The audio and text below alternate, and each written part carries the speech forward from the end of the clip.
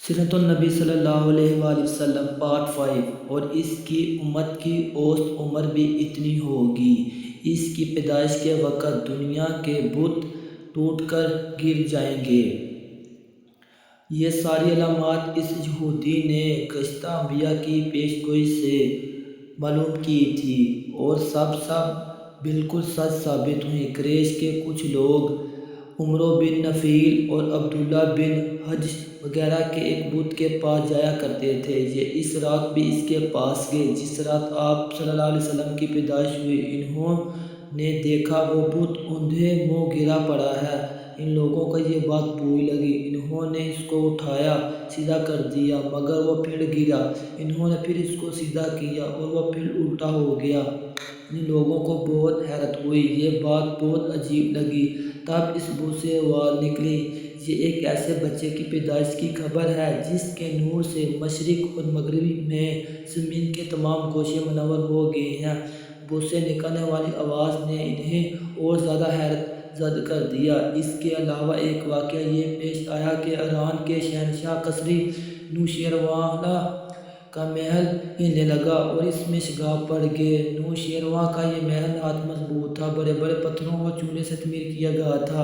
اس واقعے سے پوری سلطنت میں دہشت پھیل گئی۔ شگاف پڑنے سے خوفناک آوازیں بھی نکلتی تھیں۔ محل کے 14 کنکر ٹوٹ کے نیچے آ گرے تھے۔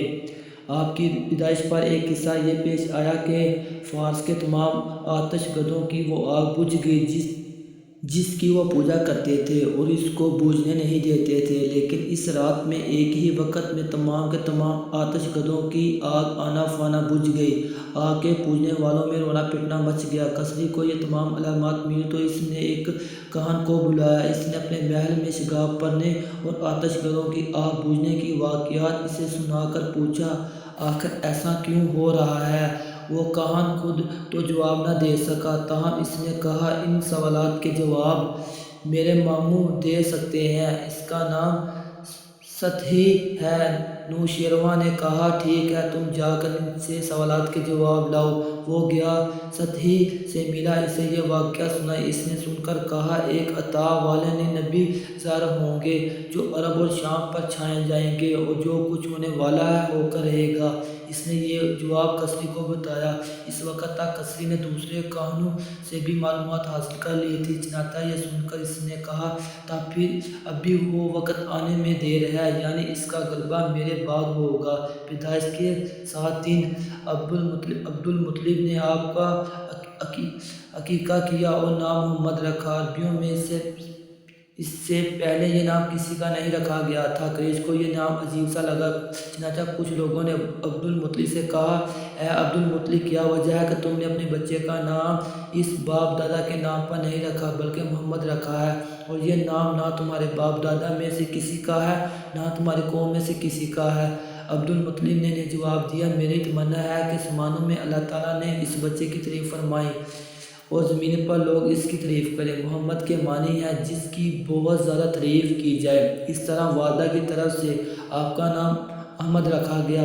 احمد نام بھی اس سے پہلے کسی کا نہیں رکھا گیا تھا۔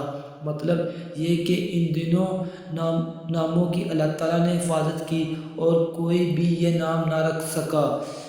احمد کا مطلب ہے سب سے زیادہ تعریف کرنے والا۔ علامہ سیوطی رحمۃ اللہ علیہ نے لکھا ہے، آپ احمد سے پہلے اور محمد بعد میں، یعنی آپ کی تعریف دوسروں نے بعد میں کی۔ اس سے پہلے آپ کی شان یہ ہے کہ آپ صلی اللہ علیہ وسلم اللہ تعالیٰ کی سب سے زیادہ حمد و ثنا کرنے والے ہیں۔ پرانی کتابوں میں آپ کا نام احمد ذکر کیا گیا ہے۔ اپنی والدہ کے بعد آپ نے سب سے پہلے صوبیہ کا دودھ پیا۔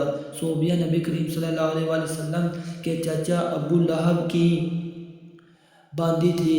ان کو ابو لہب نے آپ کی پیدائش کی خوشی میں آزاد کر دیا تھا۔ صوبیہ نے آپ کو چند دن تک دودھ پلایا۔ انہیں دنوں صوبیہ کے ہاں اپنا بیٹا پیدا ہوا تھا۔ آپ کی والدہ نے آپ کو صرف 9 دنوں تک دودھ پلایا۔ ان کے بعد صوبیہ نے پلایا۔ پھر دودھ پلانے کی باری حضرت حلیمہ سعدیہ رضی اللہ تعالیٰ عنہا کی آئی۔ حضرت حلیمہ سعدیہ رضی اللہ تعالیٰ عنہ اپنی بستی سے روانہ ہوئیں۔ ان کے ساتھ ان کا دودھ پیتا بچہ اور شوہر بھی تھے۔ حلیمہ سعدیہ رضی اللہ تعالیٰ عنہ دوسری عورتوں کے بعد مکہ میں داخل ہوئیں۔ ان کا کھچر بہت کمزور اور مریل تھا۔ ان کے ساتھ ان کی کمزور اور بوڑھی اونٹنی تھی، وہ بہت آہستہ چلتی تھی۔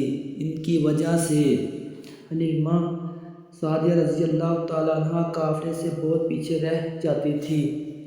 اس وقت بھی ایسا ہی ہوا، وہ سب سے آخر میں مکہ میں داخل ہوئیں۔ دوستو، اس سے آگے کا بیان آپ صلی اللہ علیہ وآلہ وسلم حضرت حلیمہ سعدیہ کی گود میں آئے۔ دوستو، اس سے اگلا نیو پارٹ دیکھنے کے لیے ہمارے چینل کو سبسکرائب، لائک اور کمنٹ کریے اور میرے آنے والے ویڈیو کا انتظار کیجیے کہ اگلے پارٹ میں نبی کریم صلی اللہ علیہ وسلم حلیمہ سعدیہ کی گود میں آئے۔ اللہ حافظ۔